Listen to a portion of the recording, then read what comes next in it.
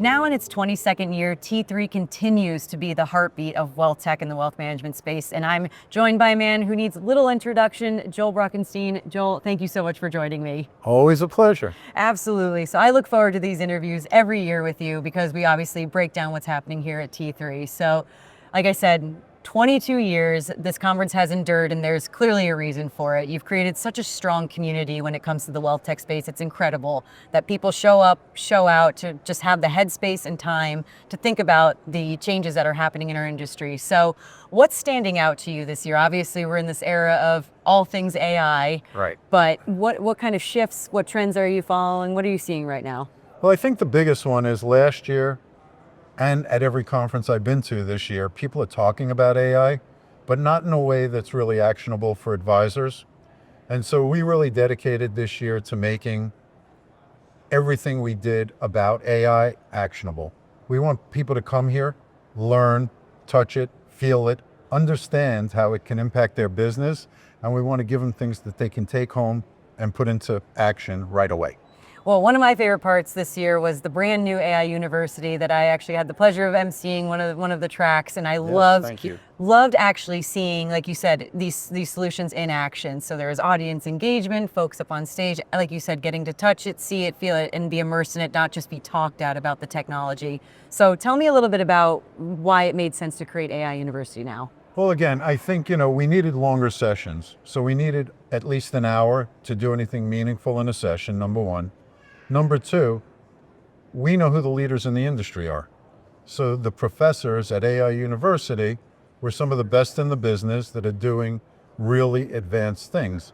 And part of what we wanted to do, like I said, was educate. But the other part is we wanted to scare people a little. We wanted to show them how far behind they are. Like they think, oh, I've used an LLM, I use ChatGPT, I know what I'm doing. No, you don't. There are people building agents that are very advanced that can do things for you. There are people that are building AI-enabled platforms that are amazing, and you don't even know they exist. So A, we want to show you they exist.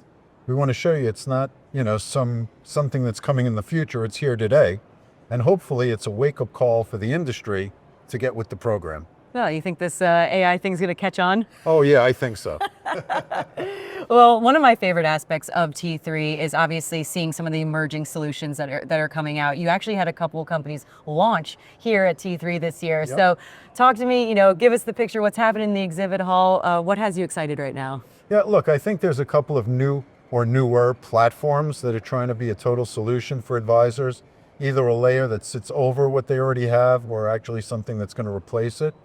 And so, you have Advisor 360, you have Jiffy, you have Wellstream that just launched here. There's a number of these newer players, and I think they have a place in the ecosystem. So we're excited to have them. And again, it's trying to show the advisor community what's possible and how they should be thinking about their business going forward. And even beyond AI, what other kind of movers, shakers, and shifts are you seeing in our space right now when it comes to tech? Well, look, I think there's innovation all over, wherever you look, right? I mean, we've talked about Syntax. They got an award here. They just came out with their AI agent, Sadie. I believe that's the next generation of portfolio construction, and I don't understand why everybody's not doing that today. We saw some impressive advances from Nitrogen, formerly Riskalyze. Advizon is doing some great work here. Panoramics every year gets like over a 9 in satisfaction on our survey.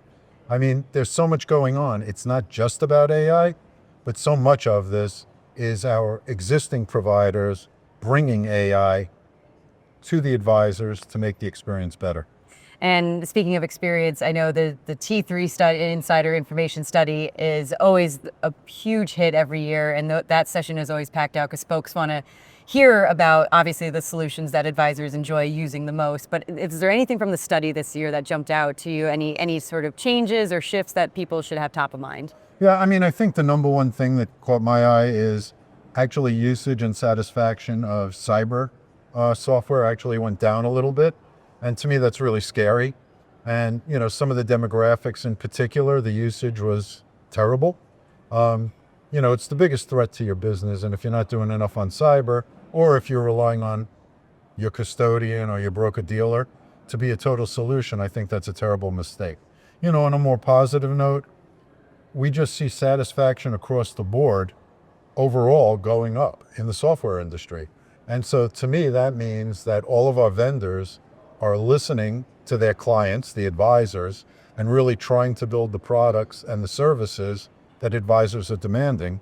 And to me, that's really a great positive that's happening right now. Well, I know you've been beating the cybersecurity drum for a while now, so a bit disheartening to hear that it went down in terms of adoption a little bit, but I would say hopefully at this point, especially in the advent of AI, whether it's deep fakes, the voice cloning, things like that, folks really now should truly understand the importance of having solutions like that. We're trying.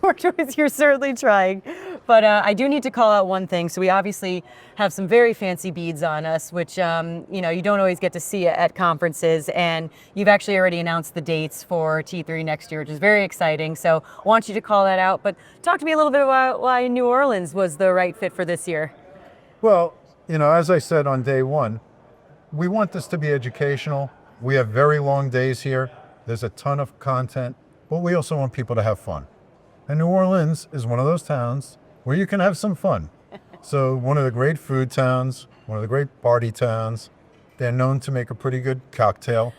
And so, after hours, we want people to let loose a little bit and have some fun. And that's what we're trying to accomplish. Oh, well, I can say just between the information here and then eating myself to death out on the town, I've had a great time here at T3. But please tell folks when they can look forward to T3 next year and where you'll be. Next year, we'll be at the Cosmopolitan Hotel in Las Vegas, March 22nd through 25th. We've been to the Cosmo before. We've had a great experience there. And we're going to have a great experience again next year. So we'll be doing AI University. We'll have some new announcements. We'll have some new vendors. And our job is to help educate advisors about technology, make them better, and make T3 the place where everybody who cares about advisor technology can get together once a year and really form a community. Yes, absolutely. Well, wealthtech enthusiasts, we expect to see you there at T3 next year in Vegas. Joel, as always, a pleasure catching up with you. Thank you so much. Oh, thank you. For Wealth Management, I'm Shannon Rossick.